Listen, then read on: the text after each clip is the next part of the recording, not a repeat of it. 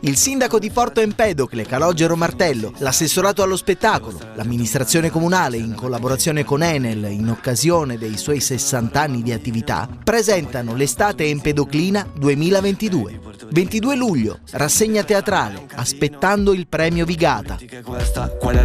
Piazza Kennedy. 24 luglio, Torre Carlo V, concerto jazz di Carmelo Salemi. 26 luglio, spettacolo di cabaret, Piazza Kennedy. 27 luglio, il mercoledì italiano, Piazza Italia.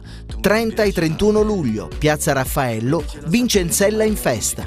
Dal 4 al 10 agosto, stazione ferroviaria Porto Empedocle, il Light Blue Festival. 12 agosto, rassegna teatrale Aspettando il premio Vigata, Piazza Kennedy. 17 agosto, Piazza Italia, il mercoledì italiano. 19 agosto, Aspettando il premio Vigata, rassegna teatrale, Piazza Kennedy. 24 agosto, il mercoledì italiano, Piazza Kennedy. 25 agosto, il concerto dell'Orchestra Bellini, Riguccio, in Piazza Kennedy. 28 agosto, rassegna teatrale, Aspettando Vigata, Piazza Kennedy. 31 agosto, il mercoledì italiano, Piazza Italia. 2-4 settembre, Piazza Kennedy, festeggiamenti in onore di San Calogero.